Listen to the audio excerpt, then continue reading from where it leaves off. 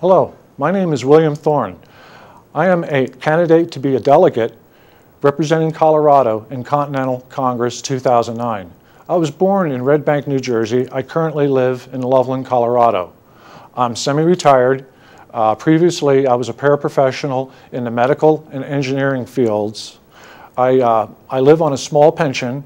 I have 3 websites, one of them of which is a nonprofit to raise global awareness about the #1 genetic life-threatening disease in the world.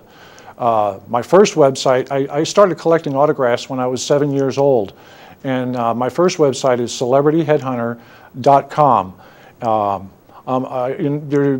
My brother played 20 instruments when he was in 9th grade. We have friends in the Rock and Roll Hall of Fame.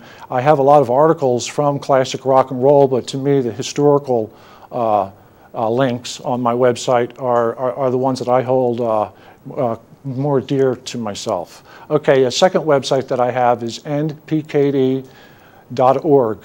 I have asked political leaders in the state, people running for president, have you ever heard of polycystic kidney disease? And most of the time the response is no. And it affects 600,000 people in the United States, 20 million worldwide. There's only 2 nonprofits on the planet that deal with this, and once it enters your family, it'll be there for at least 100 years. I had another website currently launch, and it is $5videos.com. There's still a little bit more work I have to do on this site. When I talk with social groups and such, I let them know that they can come visit this site, and they won't find any porn or any surprises if their kids go to the site. Most of the movies at this site are rated P for popcorn. And then in my spare time, I also write blogs that are posted in newspapers, and the pen name that I use is Liberty's Yours. Okay? My qualifications, why I feel that I'm bringing something to the table in reference to Continental Congress 2009. I am a 16th generation Dutch English American. My lineage goes back to 1601, Jamaica, New York. My father's signature is on the moon. My family never relocated from the Northeast or New Jersey, New York area until 1959. And that's when my father started working out at the Space Center in Cape Canaveral, and he was there all the way through Apollo 13. There was a time capsule besides a couple used cars that we left up there, and in that time capsule they collected the signatures of the people that had worked on the Saturn and actually a lot of the previous shots before that as well. There's a lot of members of my family that have been involved in the history of this great nation, and right now I'm not going to go through all of that with you.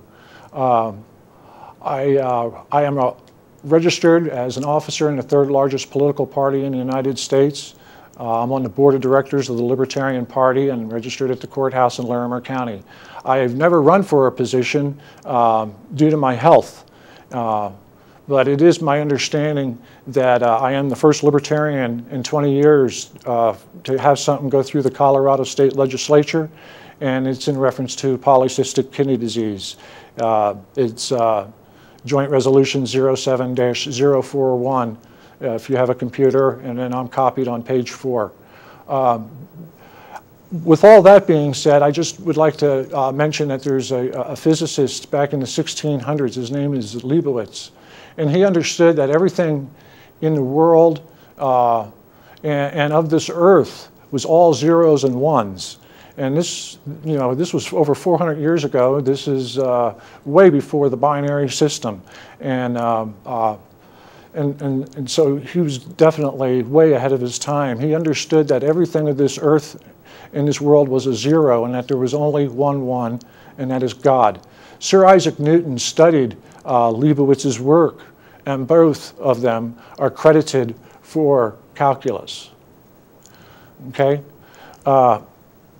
It's my opinion historically that there's a few legal triggers that have brought our nation to where it is today. But also it is my opinion that there is a lot of good news that's out there, and we don't have to reinvent the wheel. We just need to honor what our forefathers created for us. One of the things that we need to honor is we should demand, and I demand, an honest monetary system. And then there was another act that occurred in 1933 during the Roosevelt administration, and it put the United States in a state of emergency. That act is 48 Statute 1. And this is one of the mechanisms that our presidents, past and present, are using to circumvent our Congress and to get executive orders and such through and signed and create the illusion that it's law by using this state of emergency. I really strongly feel that we need to repeal 48 Statute 1. We need to end this state of emergency in our nation and bring our country back to a more constitutional government, okay?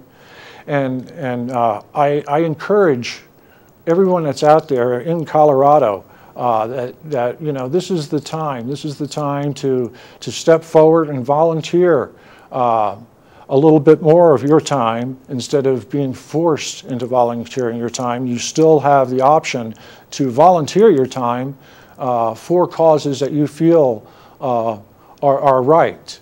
You go to ccr2009.us and take a look at what We the People Foundation has set up, has built, has organized, and come out and be a part of this exodus, okay? And thank you, and thank you for your support. I am honored to serve the people of this state, and I continue to serve my country. Thank you.